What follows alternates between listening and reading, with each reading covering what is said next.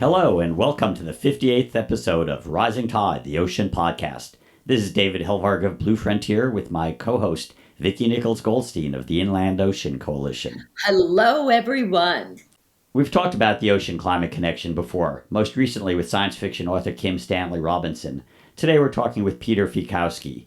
Peter's an MIT-educated physicist and engineer, entrepreneur, and now author. He's worked at NASA, in an AI lab in Palo Alto, taught at MIT, done a lot of impressive things.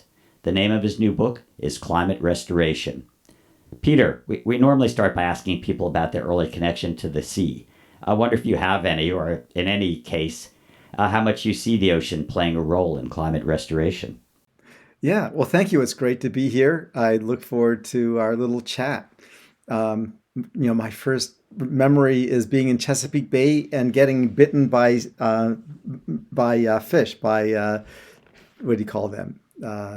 Sea nettles.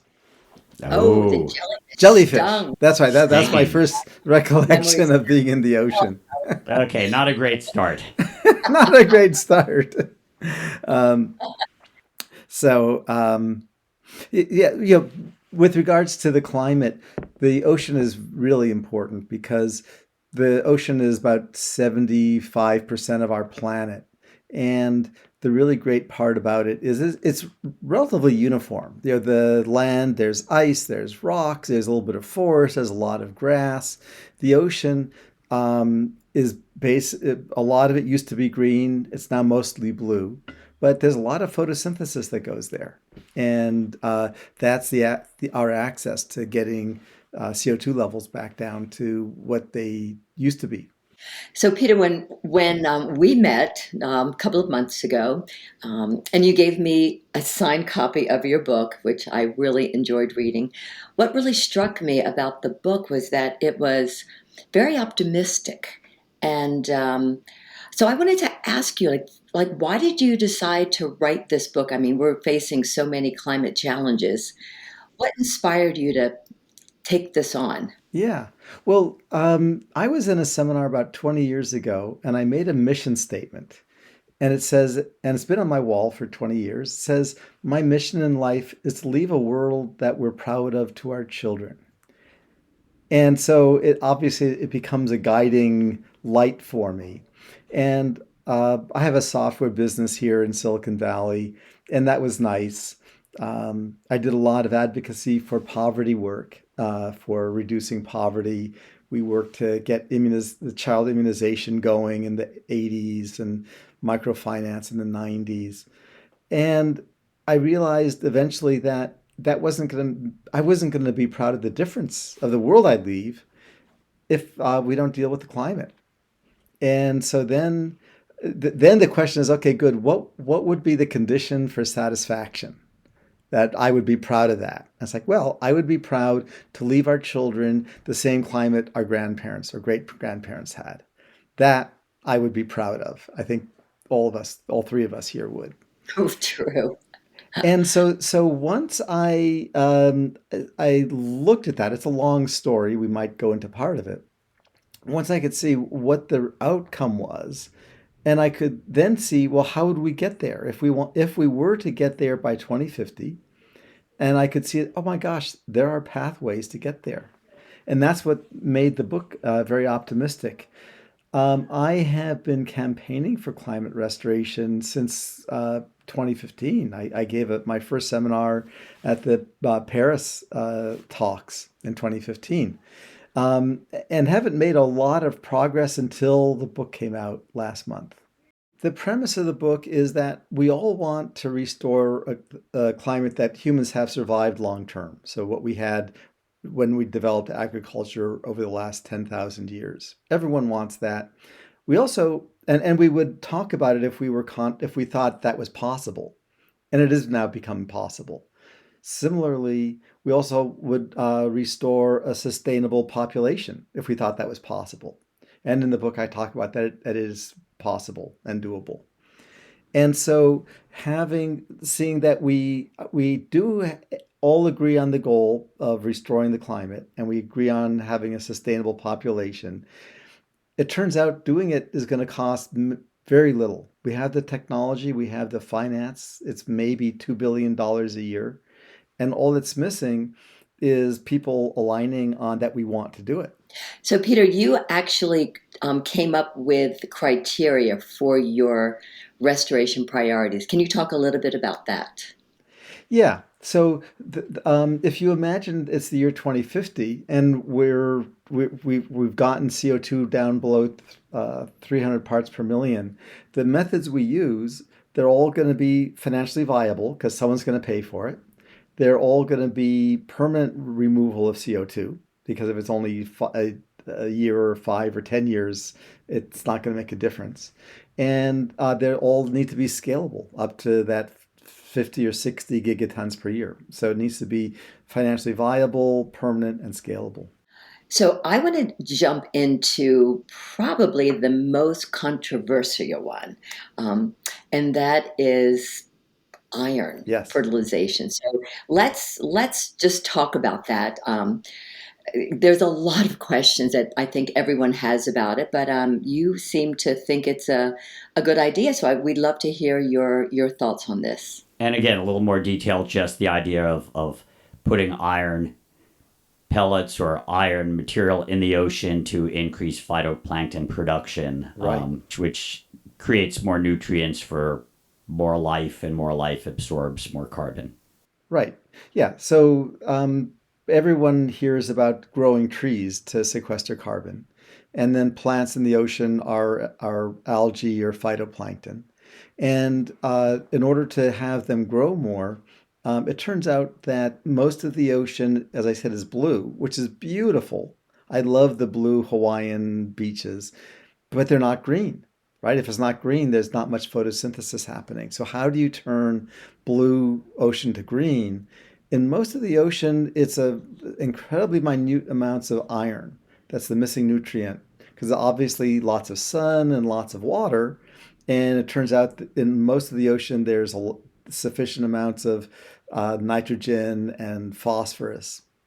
But iron is the missing one because it's not very soluble. It tends to sink down to the bottom of the ocean.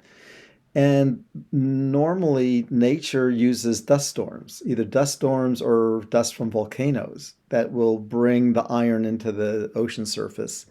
And historically, whales would go down deep where it sunk, and then they would poop the iron back out near the surface. And so all of those, well, of course, volcanoes do what volcanoes do, but the dust storms actually have diminished somewhat.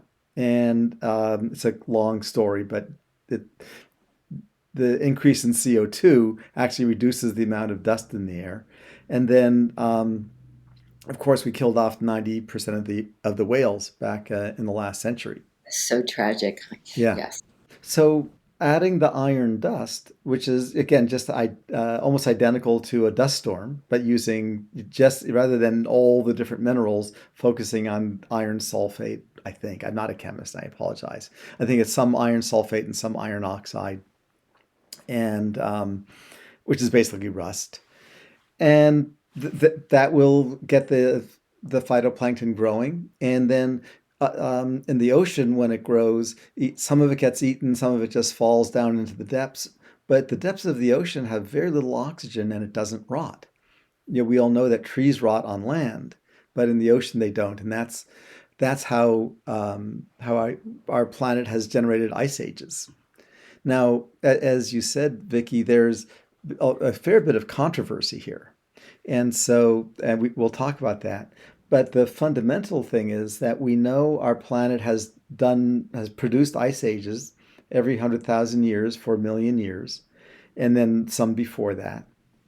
And so we know that this process works. You can the scientists look at the seafloor sediment, and they can see when the ice ages happen, there's extra iron in the sediment. Well, you've mentioned this. This has been experimented with in the Southern Ocean. The results, in terms of scientific reviews that were done there with iron fertilization, were pretty underwhelming. Yes. But the other, what you mentioned is, and this is now blue carbon is the big issue, how to take down carbon. And we know that coastal systems like eelgrasses and salt marshes and kelp forests do it In terms of the open ocean, what historically has done it is life. Everything from krill, the fecal strings of krill, to the great whales Yes. have, as you say, pooted out the iron, taken it down to the bottom of the ocean. How about growing back life? How about reducing fishing? And this is Sylvia Earle's big thing, creating the whales are starting to come back, accelerating the biological pumps by not fishing krill, not overfishing the open ocean, creating a living system for fertilization. Yeah.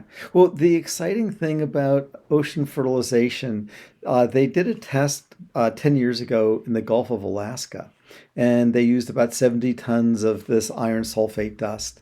And it comes out to about a kilogram per square kilometer. So it's like incredibly small amount.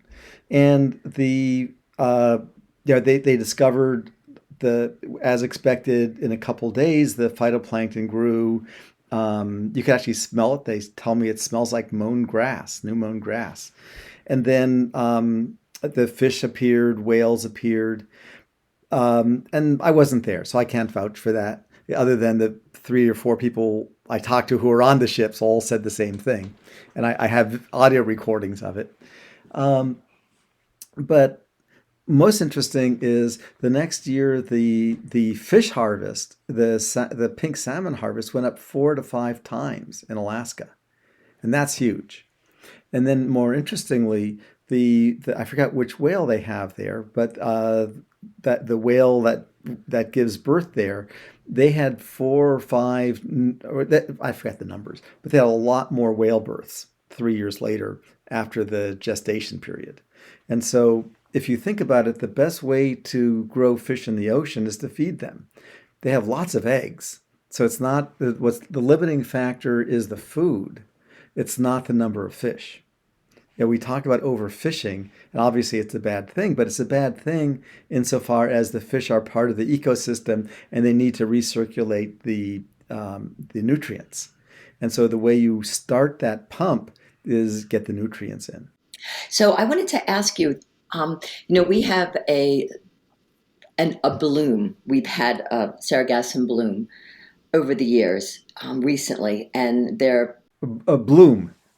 a balloon, like Right. lots of Yeah. sargassum. Right. It's coming down through the Mesoamerican Yes. Reef area, Belize, Mexico, and they are saying that is because of these dust storms, and Yes. there's so much of it that it's creating problems for coastal areas. So back to the controversy of doing this, like, That's a great question. yeah, and I'm just trying to understand this. Yeah, no, that's great. I haven't heard that question, but it's a really good example. So the Atlantic, from the Sahara west to the Caribbean, is very green because as you said, you have the dust storms from the Sahara bringing all the iron they need.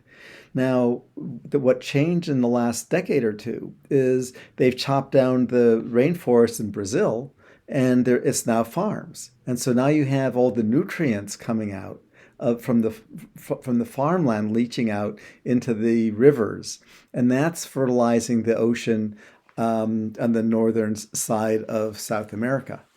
Along with the hotels that are popping up all along the Mexican coast and with poor sewage and more nutrient inflow. Exactly. And so the point is that the sargassum there isn't due to iron. That's actually due to the standard nutrients that eventually in the Gulf of Mexico, for example, cause dead zones.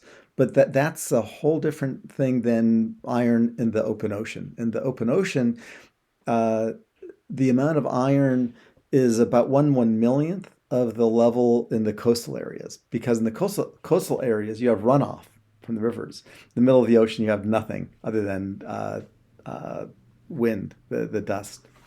Right. So you're saying we have over fertilization, which we're seeing with the sargassum blooms in the Caribbean and the Atlantic. Yes. That the Pacific is mostly, as marine biologists always understand, it's 1/3 of the planet, but it's mostly kind of an ocean desert in terms of nutrients.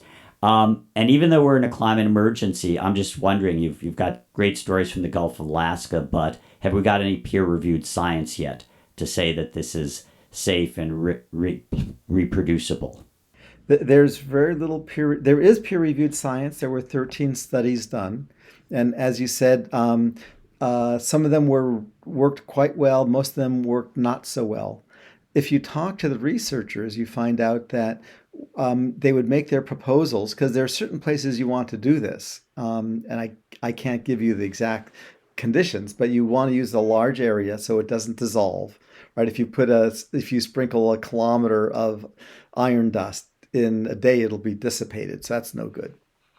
And so they were forced by environmentalists to do it in not less optimal areas. And so, as expected, they got less optimal results. The Alaska group, they did it in an optimal area, but then the environmentalists came and said, "Oh, you can't do that." And Well, I thought it was the government of Canada that said you can't do it. it's very complicated. So they worked with the government of Alaska for about 2.5 years to get all the needed permits, and the government of Canada guaranteed the carbon offsets, and they guaranteed that all the permits were done. But then there was this article in the Guardian which said, "Oh, this is terrible. They are disobeying the law." Now, 10 years later, the National Academies of Science in December said, "Well, there's not really any law here, but they talk about it." Anyway, everyone got scared because no one wants to be accused of breaking international law. I was talking about this about a month ago, and if you look at the CO2 levels coming out of Mauna Kea, the Keeling curve it's called, and if you look after Mount Pinatubo volcano in 1991, you see the curve go up at a steady rate, and then it flattens out for a year, and then it goes up at a steady rate again. And if you draw those curves, you can see that the dust from Mount Pinatubo, or it could be anything else, but the only logical explanation was the dust, caused enough phytoplankton to form and drop in the deep ocean that it absorbed 1 year's worth, almost exactly 1 year's worth of emissions back in 91. So the point is that it works. We can see it works. Then the question is, how do we get it to work? And obviously do it safely. Yeah. Well, I guess my other question would be, like, in the process as you are exploring and people are trying this out, um, you know, what are the downsides? Like, what happens if there's too much iron in a particular area? Like, how do we manage? How Yeah. do we manage that? How do you know in advance that you need to change your course? Right, right. So the downs, all the experts say there's practically no downside. There is some, and so it's this though. As I said, the amount of iron you put into the ocean in the deep ocean, you're still 1,000 times lower, 10,000 times less iron than you have in coastal regions. So the stuff you see with the sargassum, that's not going to happen because you're not putting in enough iron. So what does happen is you get a lot of fish, and that's most people like that. You get a lot of whales. Again, most people like that. Yeah, it's a side effect, right? But it's a good side effect. But then what happens anytime you get life happening, you also have decay happening. And so nature knows that when you do this, you get oxygen-starved areas. Anytime you have a volcano and you have the phytoplankton growing, downstream you have some oxygen-starved areas. And the fish, and nature know how to deal with it. And so again, it depends on how you look. If you just blindly say, "I like oxygen," then that's a bad thing. If you say, "I like nature," it's not a bad thing because nature knows how to deal with it. It's sort of like inhaling and exhaling. Well, it's like with the volcanoes. They also put sulfates in the atmosphere, which cool down every time you have a major volcanic eruption. You have cooling in the atmosphere, and yet nobody argues at this point. We may have to in the future to fill the atmosphere with sulfates to cool it. There is this sense that the ocean's kind of out of sight, out of mind, and so we fertilize North American crops. And then with surplus synthetic fertilizers following gravity down the Mississippi, we end up growing this second crop of algae every year in the Gulf of Mexico. And there's now 500 coastal dead zones around the world. I guess at this point, we're probably going to have to do a lot of ecosystem restoration and also look at other alternatives. I know that you do look at other alternatives in the book because Vicki was telling me that, and I'm just curious what some of your other. Right. So, okay, so iron, there's still a lot to be studied and looked at, and that's definitely one of your climate restoration recommendations. Let's go to seaweed and marine permaculture. Seaweed grows very quickly, and a lot of it sinks, just like with the phytoplankton. In the two key seaweed types for this, one is the sargassum.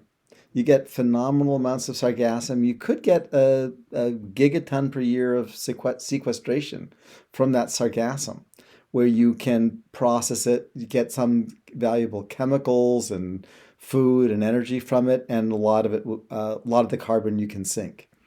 And then with kelp, this Brian von Hertzen has developed these kelp arrays. So kelp is like sargassum, except that it has to grow on something. It has to attach, and so he makes these tubes. He makes an array of tubes in the open ocean where he attaches the kelp, and it grows very rapidly. And then he harvests some of it, and then the rest falls. What he harvests becomes food, feed for animals, and just a wide range of chemicals that are really valuable.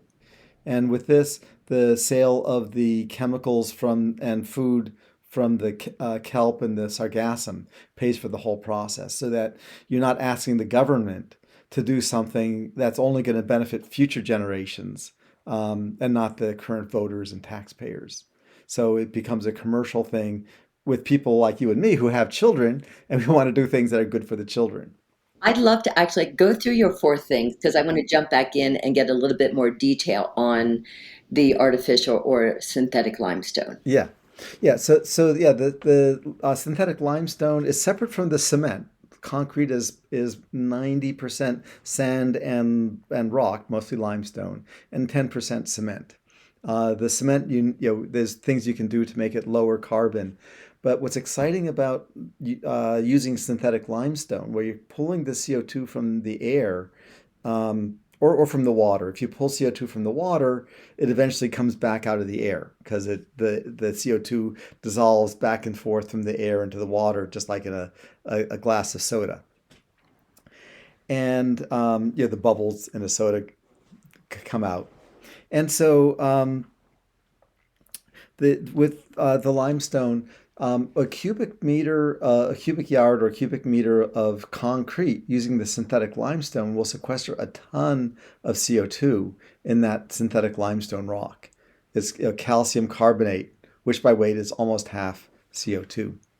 And so that will cancel out the cement emissions totally by a factor of, I think, 4. So the concrete becomes carbon sequestering. It turns out that if you use this synthetic limestone, a building made out of concrete will sequester far more carbon than a wooden building. It's surprising, but if you do the math. How do you make or get artificial limestone? I'm not a chemist, so I can't explain, and you wouldn't want me to explain the chemistry even if I could. I mean, you describe it in your book. I just wanted you to describe it. Essentially, they dissolve the various chemicals into a solvent.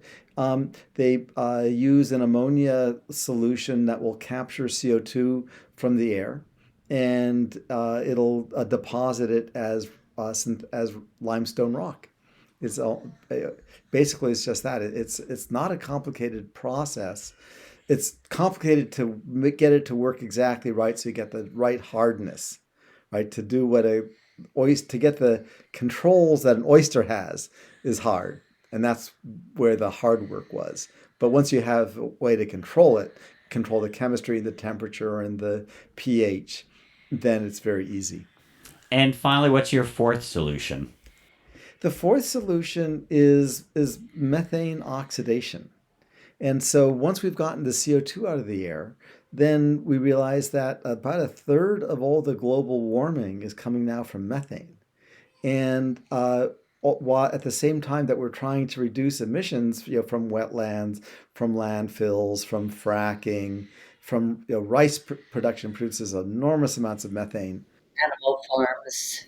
Melting tundra. Yeah. So at first I was hoping we could reduce that, and I realized that that wasn't going to happen. It turns out that methane, if you know the chemistry, methane has a half-life in the atmosphere of about 8 years that it oxidizes from various chemical reactions in the air. And so we said, well, if we can double that oxidation rate, then we can reduce the methane level in the atmosphere back to pre-industrial levels. And it turns out that there are two pathways that nature uses to oxidize methane. One of them is OH radical, a hydroxyl radical. The other is a chlorine radical, just a chlorine atom. And if you can attach chlorine to iron again, and then the sunlight in sunlight it'll free a chlorine atom. That chlorine atom will oxidize methane. And then after it's oxidized the methane, the iron will pull it back for storage in the iron chloride. And what's that mean in a practical way? How would you apply that?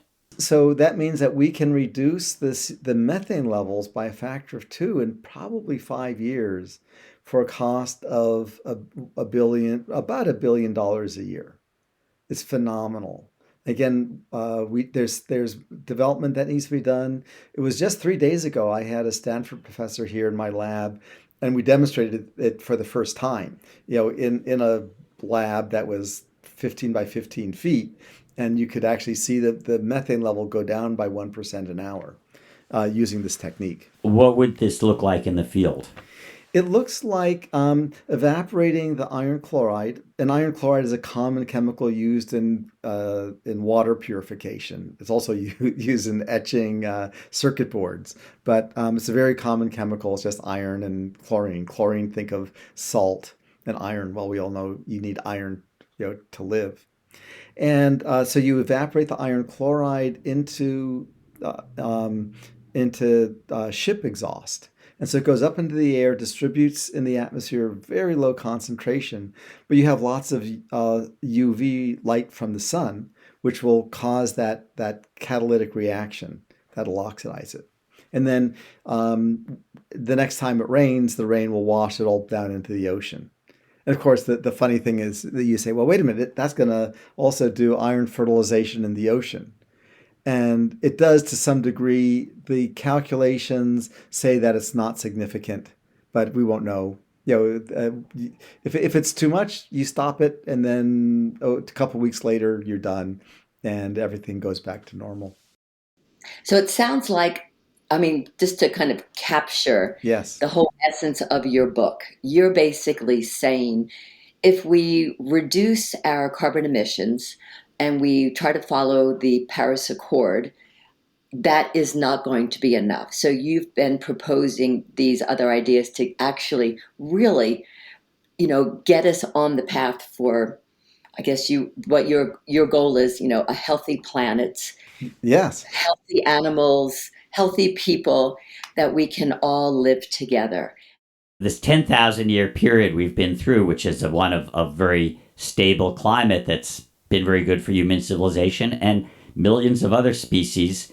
We've done this chemistry experiment that we've thrown it out of whack. We've created a crisis, and so it's very interesting to look at how we not only, as you say, get to net zero, but try and bring carbon down to the level that works for many species, including our own. Well, the planet will survive no matter what. At some point we'll go extinct, and when we go extinct, nature will just blossom. Right? That's just, if you've ever been to a vacant lot, you know what I'm talking about. Yeah. Yep. And so I'm not worried about nature. We want that nature we had for the last 10,000 years. That's a particular nature. The CO2 level today is what T-Rex liked. I have nothing against T-Rex, but I'm a home team guy. I'm saying I want the climate that humans like. So with that, I want to thank you so much for being with us today on the Rising Tide Ocean podcast. I wish you lots of luck with these innovative ideas, and David and I will be following the progress. And thank you for being here. It was great. You're welcome. Thank you very much. It's been a pleasure. Rising Tide is a production of Blue Frontier, co-hosted by David Helvarg and myself, Vicki Nichols-Goldstein, with support from Natasha Benjamin and Ellie Curlow. Rising Tide's editing services and additional technical support is provided by Studio Cape May. The theme song is written and performed by Ethan Kenbarg. You can find Rising Tide, the Ocean Podcast, at www.bluefront.org or download it from Apple, Google, Spotify, or wherever you get your favorite podcasts. Off in the salty ocean, off where the waves roll free, the sparkling water rises, then crashes to the sea. Out amongst the breakers, you'll have no need to fear. It's true, it's the blue frontier.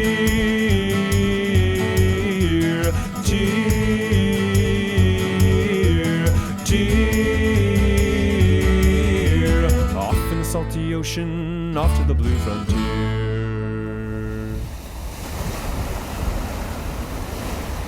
Sparky, come here, buddy. Sparky! There you are. Good boy, Sparky.